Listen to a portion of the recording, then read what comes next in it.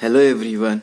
Hit में 3 lecture हो चुके थे और 2 प्लस में लेक्चर हुए थे जिसमें हमने क्वेश्चन सॉल्व किए थे। पिछले 2 वीडियोस में लेवल 1 के क्वेश्चन सॉल्व किए थे और अभी भी अब कुछ बचे हुए हैं। और ये जो क्वेश्चन है मैंने इसको लिया है इन द प्रोसेस, ये लेवल 1 का ही है। सो चलो, और आज लेवल 2 के भी क्वेश्चंस बनाने हैं।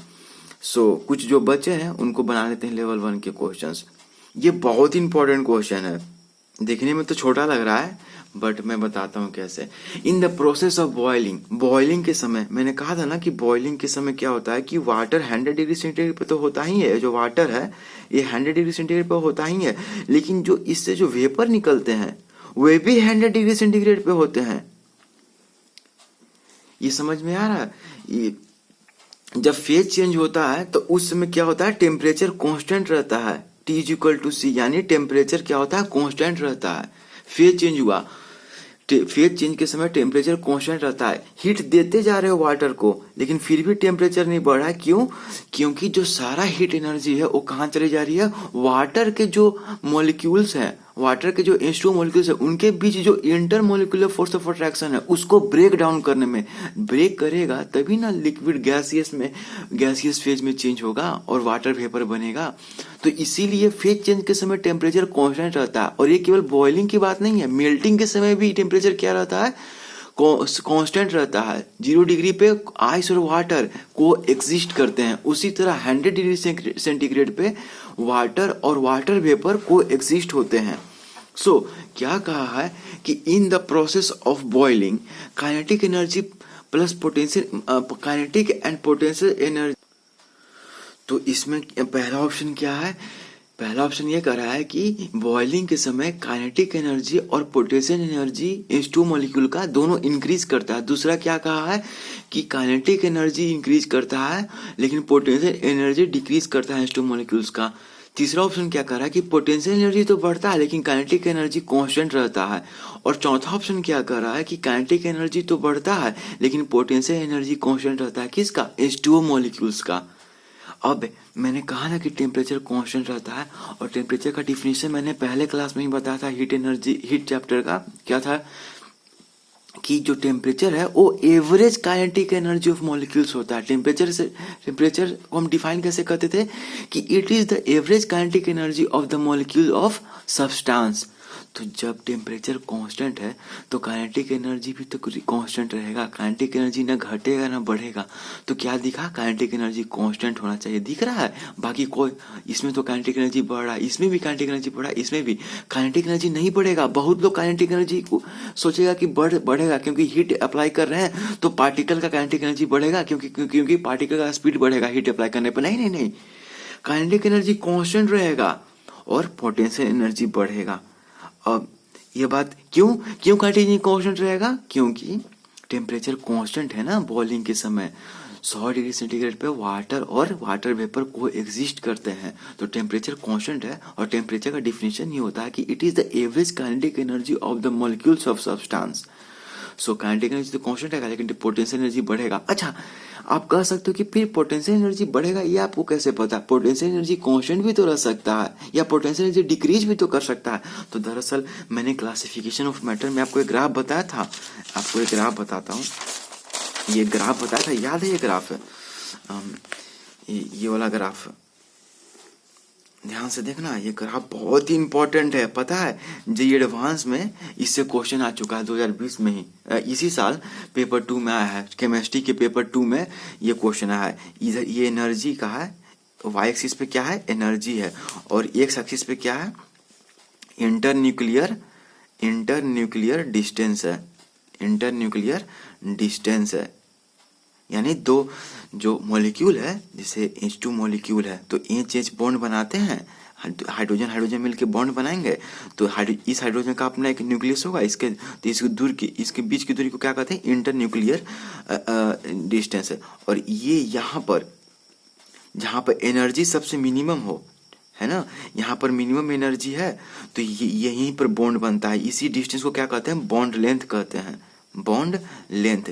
दरअसल होता क्या है कि बस थोड़ा देर मेरे साथ रहना, थोड़ा सा अच्छा कंसेप्ट है और मैं बताता हूँ। इस बार मैं बता रहा हूँ जेईई एडवांस में 2020 में पेपर 2 केमिस्ट्री में पूछा गया है सवाल। आप सोचोगे कि मैं तो 8 में हूँ, देखो 8 में हो या 12 में हो, स्टूडेंट तो तुम भी हो ना। तो अब क्या होता है कि देखो ये एक हाइड्रोजन का एक क्या है, ये हाइड्रोजन है, एक एटम है और दूसरा एक हाइड्रोजन का एटम है। अब दोनों बॉन्ड तो बनना चाहता है, तो मान लो अभी बहुत ज्यादा दूर है, बहुत ज्यादा इन्फिनाइटली दूर है, एक इंच यहाँ एक इंच यहाँ है।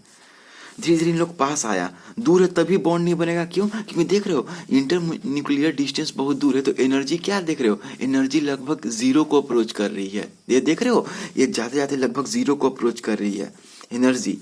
और जैसे जैसे दूरी घटते जाएगा और पास आते गया, तो एक ऐसा समय आएगा, पास आते गया तो एक ऐसा समय आएगा कि बहुत आइडियल कंडीशन बनेगा ये चीज को बॉन्ड बनाने के लिए। क्योंकि उस समय जो इस इंटरेक्शन के द्वारा जो पोटेंशियल एनर्जी होगा वो क्या होगा, सबसे मिनिमम होगा। एनर्जी मिनिमम यानी स्टेबिलिटी क्या होगी, ज्यादा होगी।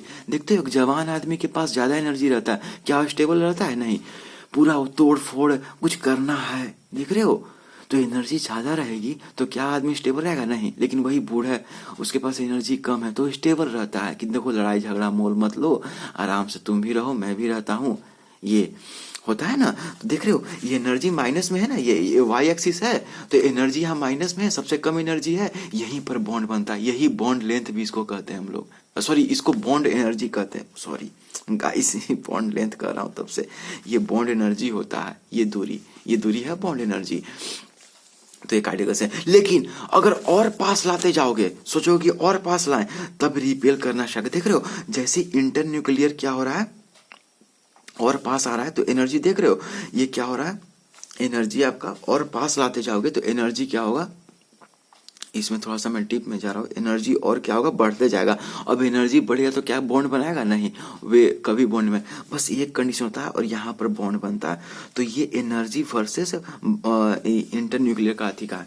और मैं बता रहा हूँ आपको जेई में ये कैसे पूछा था, यहाँ पर देखो मैं दिखा रहा हूँ, क्या दिख रहा है क्या, ये जेई एडवांस्ड का किधर गया, ये चीज है, यही क्वेश्चन था, क्वेश्चन नंबर 15 था पेपर 2 का, जेई एडवांस 2020 पेपर नंबर 2। देखो यही ग्राफ है, पोटेंशियल एनर्जी इधर दिया हुआ है, हालांकि पोटेंशियल एनर्जी होगा, मैंने केवल एनर्जी लिखा है अपने ग्राफ में, पोटेंशियल एनर्जी है और वर्सेस इंटर न्यूक्लियर डिस्टेंस है। देख रहे हो ग्राफ जस का जस है। और ये जो डी नोट है ये क्या है, डी नोट क्या है, यहाँ पर बॉन्ड एनर्जी है। क्वेश्चन ये था कि हाइड्रोजन क्या बोलते हैं, H2 मॉलिक्यूल है, और पूछ रहा था कि ये जो डी नोट है इसका वैल्यू कितना होगा, कितना किलो जूल पर मोल होगा। तो यहाँ पर पोटेंशियल, तो यहाँ पर K=K_Q1Q2 अपॉन R हो जाएगा। तो इसे निकालेंगे और इनटू एवोगैड्रो नंबर कर देंगे तो आंसर आ जाएगा। ये चीज आप देख सकते हो, वेबसाइट पर अपलोड भी किया हुआ है 15 क्वेश्चन नंबर। हो सकता है दूसरे वाले सेट में दूसरा हो, बट ये चीज है। सो गाइस आप समझ सकते हो कितना इंपॉर्टेंट है। मैं इस ग्राफ के लिए मैं एक अलग से क्लास भी लूंगा। दरअसल जेडीली में इस ग्राफ का अच्छा से दिया भी हुआ है। तो आप देख रहे हो, अब आते हैं अपने क्वेश्चन पे, बॉइलिंग पॉइंट पे। देखो ये मत समझना कि टाइम बर्बाद हो रहा है, आप ये क्वेश्चन इतना क्यों समय लगा रहे हो। देखो जेई केवल एक पड़ाव है, हम उससे आगे की सोच रहे हैं, उससे कहीं आगे की। तुम्हारे ऊपर बहुत सारी जिम्मेदारियां आने वाली हैं, ठीक है, इंडिया के फ्यूचर हो एक तरह से। सो तुमको और ज्यादा इसमें सोचना होगा। तो क्या हो, बॉलिंग के समय मैं अपनी कोशिश पूरा करूंगा इसको समझाने के लिए। बॉइलिंग के समय क्या होता है गाइस, फेज चेंज होता है। जो लिक्विड है वो किस में चेंज होता है, गैस में चेंज हो जाता है, होता है। लिक्विड वाटर किस में चेंज होता है, वेपर में। वेपर एक गैसियस फॉर्म में है। तो पहले पार्टिकल्स नजदीक थे, वाटर मोलिक्यूल्स नजदीक थे, लेकिन अब गैस बन गया तो वाटर पार्टिकल्स क्या है, दूर दूर होंगे। ये चीज समझ में आ रही है, ये चीज है ना। तो दूर दूर होंगे गैस में। अब सिंस देख रहे हो यहाँ पर ये चीजें, जैसे ही इंटर न्यूक्लियर डिस्टेंस बढ़ा रहे हो तो क्या हो रहा है, एनर्जी घटने लग रहा है। इन देखो यहाँ पर तो बॉन्ड बना, लेकिन इस पॉइंट पर देखो तो ये पॉइंट है, इस पॉइंट को जरा सा यहाँ से मिलाओ तो, और यहाँ से क्या पहले की तुलना में एनर्जी क्या हो रहा है, पहले की तुलना में क्या हो रहा है, एनर्जी बढ़ रहा है क्योंकि माइनस में है ना। फिर आगे यहाँ पर देखो एनर्जी बढ़ रहा है, जैसे जैसे इंटरन्यूक्लियर डिस्टेंस, इंटरन्यूक्लियर दूरी क्या हो रहा है, बढ़ रहा है, एनर्जी भी बढ़ रहा है। क्योंकि देखो यहाँ पर मान लो -50 किलो जूल होगा, ठीक है, और यहाँ पर मान लो -30 किलो जूल है, फिर यहाँ पर -20 किलो 10 किलो जूल है, किलो जूल है, जो भी हो, या जूल में भी रख सकते हो। तो -50 और -30 में कौन ज्यादा है, -30 ज्यादा है। नेगेटिव में पता है ना आपको कि मैग्नीट्यूड जब ज्यादा होता है तो माइनस में ये -30 बड़ा है, -30 से बड़ा कौन है, -10। तो जैसे जैसे इंटरन्यूक्लियर डिस्टेंस बढ़ रहा है, एनर्जी क्या हो रही है, बढ़ते जा रही है। ये पोटेंशियल एनर्जी, पोटेंशियल एनर्जी क्या होती जा रही है, बढ़ते जा रही है। पोटेंशियल एनर्जी क्या हो रही है, पोटेंशियल एनर्जी क्या हो रही है, बढ़ते जा रही है। पोटेंशियल एनर्जी लिखा हुआ है, पोटेंशियल एनर्जी क्या हो रही है, बढ़ते जा रही है। तो बॉइलिंग में भी यही हुआ ना, जो लिक्विड फेज में जो वाटर था वो गैसियस फेज में चेंज हुआ, और गैसेस में पार्टिकल्स दूर दूर होते हैं, यानी इंटरन्यूक्लियर दूर है, तो एनर्जी की पोटेंशियल एनर्जी क्या होगा, बढ़ेगा। इसीलिए पोटेंशियल एनर्जी बढ़ा है, घटा नहीं है। ये यहाँ पर मैंने क्या किया, यहाँ पर, इसीलिए यहाँ पर पोटेंशियल एनर्जी क्या हुआ, बढ़ा, और काइनेटिक एनर्जी क्या होगा, मॉलिक्यूल्स का, वाटर मॉलिक्यूल्स का कांस्टेंट रहेगा। अच्छा, एक और ऑप्शन रहता है कि पोटेंशियल एनर्जी घटा है और काइनेटिक एनर्जी कांस्टेंट है। ऐसा एक ऑप्शन होना चाहिए था, क्योंकि अगर ये ऑप्शन होता तब बच्चे फंस जाते। क्यों? क्योंकि ये तो पता है कि ठीक है चलो काइनेटिक एनर्जी कांस्टेंट रहता है मॉलिक्यूल्स का बॉइलिंग के समय या मेल्टिंग के समय, जब फेज चेंज होते रहता है, लेकिन पोटेंशियल एनर्जी घटेगा या बढ़ेगा, यहाँ तुम फंस जाते। तो जब भी फेज चेंज में रैंडमनेस ज्यादा होगा, जैसे मेल्टिंग में भी आइस जब मेल्ट होकर वाटर लिक्विड फेज में जाता है, तो वहां भी यही होता है, पोटेंशियल एनर्जी तो बढ़ता है लेकिन काइनेटिक एनर्जी टू मॉलिक्यूल का कांस्टेंट रहता है। ये क्या है, कांस्टेंट है, काइनेटिक एनर्जी कांस्टेंट रहता है, और पोटेंशियल एनर्जी, ये जो साइन दिया हुआ है एरो का, ये बढ़ता है। मैंने पूरा, तो गाइस 11 मिनट जरूर लगा, लेकिन प्लीज आप, मैं उस ग्राफ को और भी बताऊंगा, बॉन्ड कैसे एटम्स के बीच में बॉन्ड बनता है और वे मॉलिक्यूल्स बनते हैं, उसके लिए वो क्या था, ग्राफ था। सो ये जानना आपके लिए बहुत जरूरी था। और ये जो ग्राफ है उसका मैं एक अलग क्लास भी लूंगा। देखो मैं चाहता हूं ना कि आपके अंदर, एक मिनट, थोड़ा सा मैं लैपटॉप को थोड़ा सा लिपति कर, मैं चाहता हूं कि आपके अंदर एक जिज्ञासा पैदा हो बच्चे के, जैसे जो एक बच्चा जो अभी भी नया नया संसार में आया है, अभी मान लो उसकी 1 साल उम्र है, और वो देख रहा है, या छोटा है उससे भी, वो देख रहा है कि पक्षी उड़ रहा है आकाश में, पक्षी जो बर्ड्स होते हैं, वो आश्चर्य भरी दृष्टि से देखता है कि अरे उड़ रहा है कोई चीज। लेकिन हम लोग देखते हैं, हम लोग को लगता है अरे यार ये तो उड़ते ही हैं, इसमें कौन बड़ी बात है। लेकिन उसको आश्चर्य है। पता है एरोप्लेन का जिसने अति किया, एरोप्लेन को जिसने सबसे पहले किसने अति किया, राइट ब्रदर्स ने प्लेन अति किया था, WRIGHT, राइट ब्रदर्स ने सबसे पहले प्लेन्स को, एरोप्लेन अति किया था, आविष्कार किया था। उससे पहले क्या पक्षी नहीं उड़ते थे? राइट ब्रदर्स को लगा कि नहीं उड़ना होगा, हम भी उड़ सकते हैं क्या, मनुष्य नहीं उड़ सकता है, कुछ भी करके हम लोग भी हवा में नहीं रह सकते हैं क्या, पक्षी उड़ सकती हैं। वहां से उनको प्रेरणा मिली पक्षियों से। लेकिन ध्यान देना, राइट ब्रदर्स से पहले भी दुनिया में पक्षी उड़ते थे, लेकिन लोगों ने इस तरह से सोचा नहीं। न्यूटन के पहले भी सेब धरती पर ही गिरते थे, लेकिन उस दिन न्यूटन बैठा हुआ था और सेब उसके बगल में गिरा, सोचने लगा हो ये सेब नीचे न गिर के ऊपर क्यों नहीं गया, नीचे ही क्यों आया। न्यूटन के पहले भी सेब धरती पर गिरते थे, पहले ग्रेविटेशन फोर्स काम करती थी, लेकिन न्यूटन ने खाली बताया कि हाँ ग्रेविटेशन। तो आपको हर चीज हो रहा है, आपके सामने ही वो चीज घटित हो रहा है, लेकिन आपको बस थोड़ा सा समझना है, हर चीज आपके सामने ही हो रहा है, पहले से हो रही है, बस बताना है दुनिया को देखो ये है। तो ये चीज मैं बस बताना चाह रहा हूँ। वीडियो तो लंबा होते जा रहा है, समझ में आया? तो in the process of boiling क्या होता है, potential energy of the water molecule increase होता है, but kinetic energy of the water molecule क्या होता है, रिमेन्स कांस्टेंट, ना तो बढ़ता है और ना ही घटता है। सो ये था। अब आते हैं, एक अच्छा क्वेश्चन है आपके लिए। जब भी क्वेश्चन दूं ना तो प्लीज वीडियो को पॉज करना और उसको बनाने की कोशिश करना। और सिंस कौन सा बुक है ये, एक मिनट, क्या है ये बुक है ना, पियर्सन IIT JEE फोन, तो मैं लेवल 1 में जैसे मैं कह रहा हूँ, तो ये क्वेश्चंस नंबर अलग अलग एडिशन में अलग अलग क्वेश्चन नंबर, लेकिन क्वेश्चंस तो होंगे, तो आप बस उनको मिलाना कि अच्छा ये क्वेश्चन, ये सभी क्वेश्चन पियर्सन से ही लिखे गए। आते हैं क्वेश्चन हीट कैपेसिटी पे है। When equal amount of heat is supplied to two different substance लिखा हुआ है, इसका मतलब क्या हुआ कि सब्सटेंस का जो स्पेसिफिक हीट कैपेसिटी है दोनों का वो अलग अलग है। डिफरेंट कहने का मतलब ही ये था। When equal amount of heat is supplied to two different substances A and B, the rise in temperature with time is graphically represented as follows. Choose the correct statement. ये होता दिखा रहा है कि इक्वल अमाउंट ऑफ हीट दिए तो B का temperature rise कितना हुआ, इतना हुआ। देख रहे हो टेम्परेचर राइज, ये यहाँ पर मान लो टीबी हुआ और ये टी मान लो, तो सबसे ज्यादा टेम्परेचर राइज किसका हुआ, ए का हुआ ना। टाइम के साथ मान लो 10 सेकंड तक हीट किए तो 10 सेकंड तक इक्वल अमाउंट ऑफ हीट दिए तो बी का टेम्परेचर बस इतना ही राइज हुआ और ए का यहाँ तक गया। देख रहे हो ग्राफ बहुत इंपॉर्टेंट एक टूल है दो के बीच में रिलेशन दिखाना, जो चीजों के बीच में बहुत ज्यादा लिखने कम लिखना पड़ा, ग्राफ में भी सिंबॉलिकली हम लोग रिप्रेजेंट कर देते हैं इस तरह से। तो क्या कह रहा है, तो अब देखो हम देख लेते हैं कि Q is equal to, since मान लो Q हीट दिया गया होगा दोनों को, तो Q is equal to Q is equal to M A into क्या लिख सकते हैं, S A into delta T, ये लिख सकते हैं और Q is equal to M B into S B into delta T भी लिख सकते हैं, ये लिखेंगे ना। सो इस दोनों को डिवाइड कर दो तो 1 तो M B S B into T B is equal to क्या हो जाएगा, M A S A into delta T B delta T है। ये कहाँ से आया, Q is equal to M S delta T लिखे, तो ये ए के लिए Q is equal to M S delta T लिखे और ये क्या लिखे किसके लिए, ये बी के लिए लिखे Q is equal to M S delta T. अब ये इक्वेशन 1 है, इक्वेशन 2 है, तो 1/2 कर दिए तो Q से Q कैंसिल हो गया।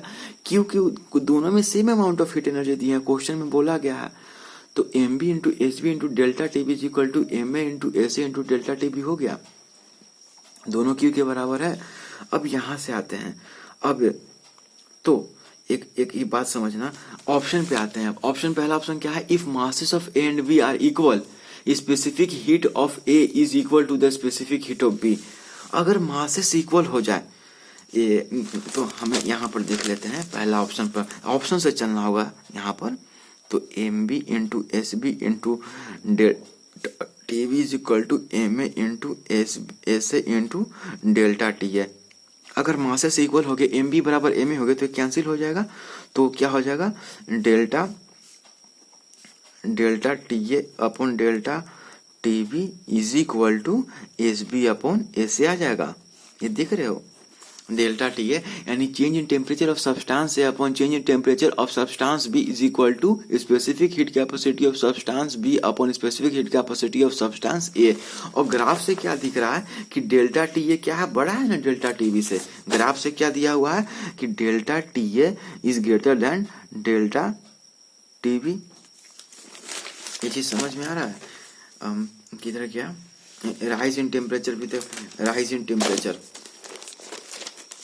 यहाँ पर ये चीज, तो delta T is greater than delta T B, इसका मतलब इसका जो वैल्यू होगा 1 से बड़ा होगा। क्यों, क्योंकि न्यूमरेटर बड़ा है डिनोमिनेटर से, तो ये फ्रैक्शन का जो वैल्यू होगा 1 से बड़ा होगा, यानी S B upon S A is greater than 1, यहाँ से होगा ना, इसकी जगह हम लिख सकते हैं ना कोई वैल्यू, तो ऐसा होगा जो 1 से तो बड़ा होगा, 1 के बराबर तो नहीं होगा। 1 के बराबर कब होगा, जब delta T is equal to delta T होगा। लेकिन ग्राफ से क्या दिख रहा है कि rise in temperature of A is greater than rise in temperature of B, तो क्या लिख सकते हैं कि S B by S A का वैल्यू 1 से बड़ा है, यही है ना।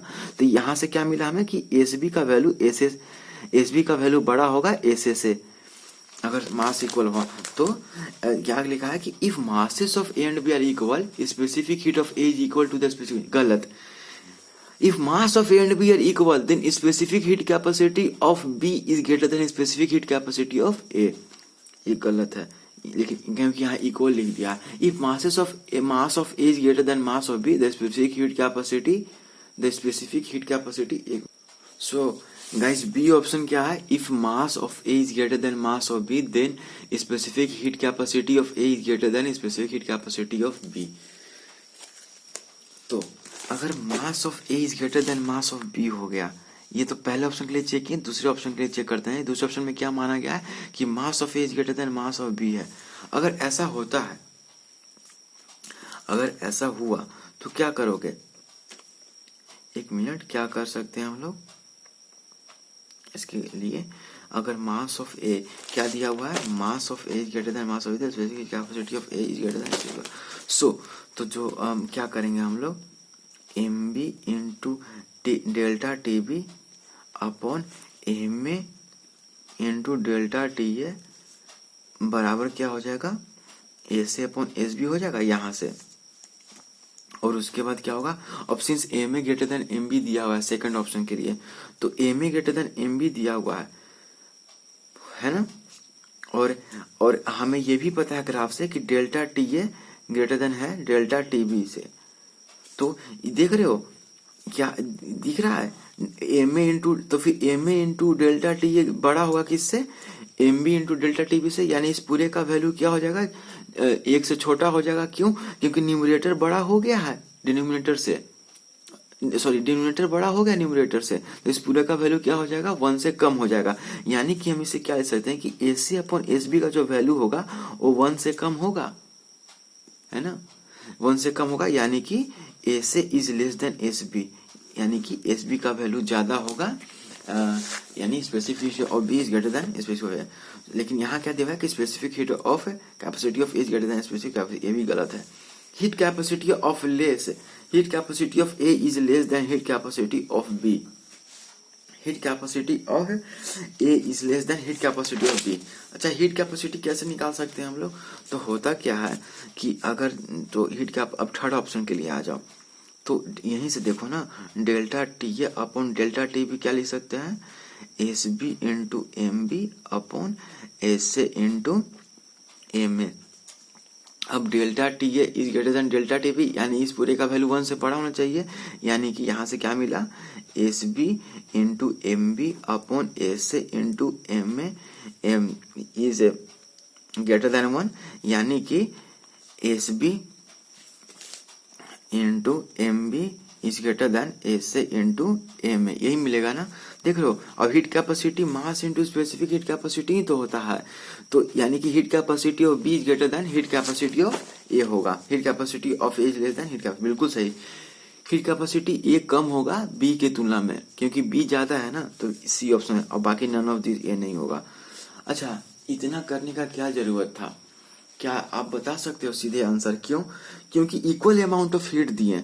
जब इक्वल अमाउंट ऑफ हीट दिए हैं और राइज इन टेम्परेचर का ज्यादा हुआ है, इसका मतलब स्पेसिफिक हीट कैपेसिटी, अगर मास इक्वल रहेगा तो स्पेसिफिक हीट कैपेसिटी किसका ज्यादा होगा, बी का होगा, बी का होगा ना, क्योंकि बी ने टेम्परेचर कम राइज करते हुए ही उतना हीट एनर्जी को ऑब्जर्व कर लिया, जबकि उतना ही हीट एनर्जी को ए ने ऑब्जर्व कर लिया, तो उसका टेम्परेचर बी से कहीं ज्यादा राइज कर गया। इसका मतलब स्पेसिफिक हीट कैपेसिटी ए का कम है। मैंने देखा, बताया था ना कि आयरन का 0.11 होता है, जबकि वाटर का 1 कैलोरी पर ग्राम पर डिग्री सेंटीग्रेड हीट कैपेसिटी होता है। सो वाटर एक हाई हीट कैपेसिटी, क्योंकि वो बहुत ज्यादा हीट एनर्जी को ऑब्जर्व करके भी उसका टेम्परेचर राइज कम होता है, तो बी का टेम्परेचर राइज कम हुआ है उतना ही हीट एनर्जी को जितना ए ऑब्जर्व किया है। इसका मतलब सेम मास हो तो बी का स्पेसिफिक हीट कैपेसिटी ज्यादा होगा। If mass of A is greater then इस मास ऑफ बी, अब आया कि मास ऑफ ए ज्यादा हुआ, mass of A then specific capacity of A is greater than specific capacity of B, तो अब ये मास पर डिपेंड करता है। तो अगर ए का मास ज्यादा हो गया तो specific heat capacity of A is greater than specific heat capacity of B, क्या सही है, specific heat capacity of A is greater than specific heat capacity of B. तो इसके लिए तो वही करना होगा जो मैंने करवाया था, क्योंकि अगर मास ज्यादा हो गया स्पेसिफिक हीट कैपेसिटी कम भी है तो नहीं कर सकते, फिर तो अति करना पड़ेगा, उसी से सॉल्व करना पड़ेगा जो हमने अति किया था। Heat capacity of A is less than heat capacity of B. So ये चीज आप बना सकते हो, और अच्छा क्वेश्चन है, इसको बार बार बनाना है। सो वीडियो तो लंबा होता जा रहा है, हम अगले में भी देखेंगे कुछ कुछ क्वेश्चन लेवल 1 के बच ही जा रहे हैं। So thank you so much guys for watching this, have a great day ahead. हाँ, चैनल वीडियो अच्छा लगा तो लाइक करो, शेयर करो, सब चैनल से सब्सक्राइब करो और भी वीडियो जाकर चेकआउट करो। So thank you again so much for watching this.